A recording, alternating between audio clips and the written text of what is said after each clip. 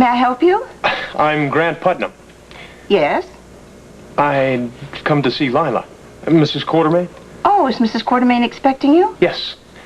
Well, no, not exactly. You see, I received her letter several months ago. I meant to stop in the minute I arrived in town, but I got so tied up with work that I'm a doctor at General Hospital. Well, I'm sorry. If Mrs. Quartermaine isn't expecting you, I just can't admit you. That's just it. She is expecting me. Otherwise, I don't think she'd have extended the invitation. I'm engaged to Celia. Edward's cousin Herbert's granddaughter. Oh, you're the doctor. Yes. Oh, my goodness, come on in. I am sorry. Thank you. You know, she's talked about you, but she's never mentioned your name. Well, is she in? Yes, she is. Would you mind staying in the hall? Not at all. Thank you. Yes? Oh, who was at the door, Stella? There's a Dr. Grant Putnam to see Mrs. Quartermaine. Who the hell's Grant Putnam? Oh, my goodness! Well, he wanted to know if Mrs. Quartermaine's invitation was still standing. Well, I don't know about the invitation, but I'm afraid we're in trouble, Edward. Well, Lila, what is it? Not it, dear. He. Grant Putnam, Celia's fiancé. A while back, I wrote and invited him to stay with us when he was in Port Charles. For how long? Until the wedding, dear. He's just started work at General Hospital. Oh, perfect. Just what we don't need, a house guest. But especially from that side of the family. What are we going to do? Well, you're going to do what you're exceedingly good at. Small talk. The weather, the wedding, bridge club, I don't care. But just don't encourage him to accept that invitation. Oh, I don't know, darling. It may be very awkward.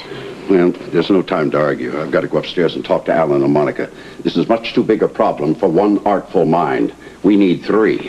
Stella, take that man to the kitchen and force feed him some of your dreadful coffee. Oh. We have to stop him from moving into this house.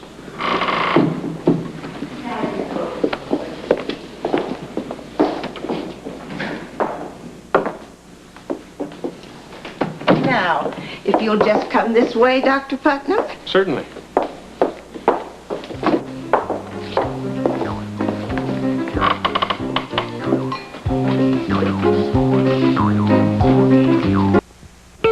Putnam, how lovely. Please, it's Grant. Oh, Grant, I hope you haven't been waiting long. No, Stella got me some coffee. Oh, good. You've been in Port Charles for how long? A week now. I apologize for not contacting you sooner, but I've had so much to do at the hospital, I just haven't found time. Oh, think nothing of it. Can I get you something to eat with your coffee? Thanks, but I have to stop by my room before going back to the hospital.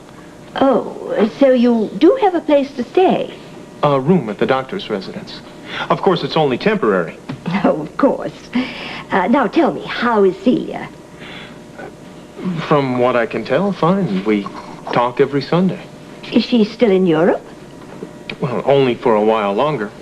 She's finishing up a year of art studies in Paris. I imagine you're looking forward to seeing her. Very much.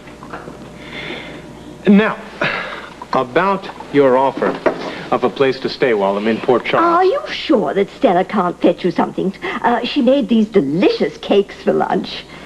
Do let me call her. No, really, it's all right. As it is, I have to be getting back to the hospital soon. Oh, yes, I understand. Well, it was so nice seeing you, Grant. Pity we didn't have a longer chat. Oh, but we can. I mean, I don't have to leave right away. Oh, you don't? Oh. Lovely weather we're having. I think it's going to be an early spring. How should I know why your mother invited him here? She doesn't tell me these things. Well, it certainly isn't Lila's fault. She had no idea we were going to be in this situation. Look, what's important is Grant Putnam, the man who's going to marry Cousin Herbert's granddaughter, sitting downstairs in this house. Well, he can't move in here. Now, that's all there is to it. Who would like be giving dear Herbert a direct pipeline into our private affairs? All right. Well, what we're going to just have to do is just make up some kind of excuse. Yeah, and a good one. We could tell him that we're all coming down with the bubonic plague and the whole house is going to be quarantined. No, he's a doctor. He'd see right through that. Well, we could plead a death in the family. We have to go to a funeral in Europe. Edward, he is family. He'd probably know that before us. Look, we're just going to have to tell him that Mother made a mistake and we don't have any room for visitors. That's too rude. What do you care? Right. We can't risk being inhospitable. If Herbert does find out, he'll get suspicious and wonder why we're being impolite. No, the woman has a point. There's only one alternative. Let him stay. Yeah, why not? I mean, we're good at keeping up appearances. We'll just go on like nothing's happened. All right, we'll let him stay. But if he ever finds out that Susan is blackmailing us and why, this family is finished. Now that introductions are over, what do you want?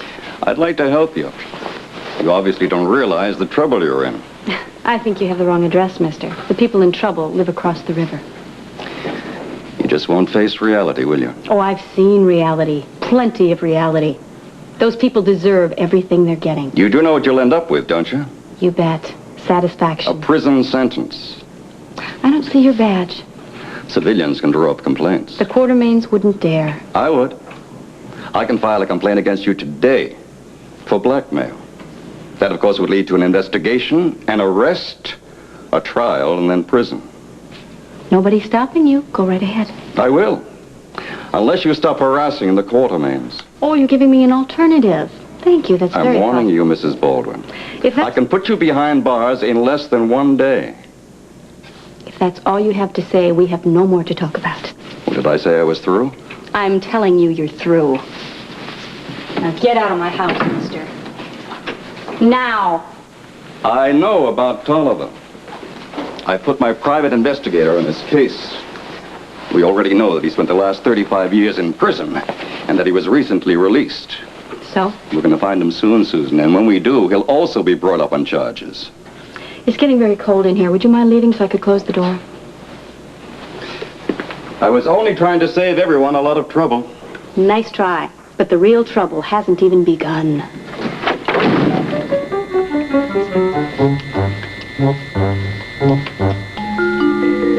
To begin with, the only guest room we have is in the east wing, and unfortunately there's no heating in that part of the house, so I'm afraid it'd be very uncomfortable and terribly drafty for Oh, you. I don't mind. I enjoy the cold.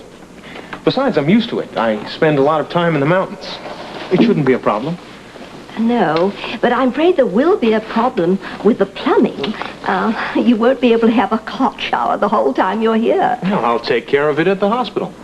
Won't that be inconvenient? Not really. I'll be there a lot anyway. Well, I know how comfortable it must be at the doctor's residence, and I wouldn't want you to feel obligated to honor my invitation. Please, I'd really like to stay here. Oh, now, Grant, you're just being polite. I wouldn't be at all offended if you wanted to. Of course she'd be offended. We all would be. Edward Quartermaine. My pleasure. You know Alan, Monica? Well, I know of them. We seem to have missed each other at the hospital. How soon can you move in?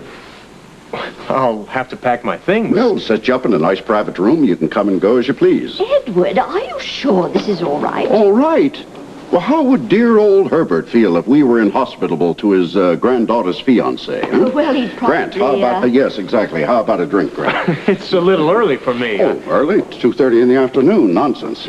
I'm working this evening. Oh. Well, in that case, a nice dried toast to Dr. Grant Putnam. Welcome to our humble home.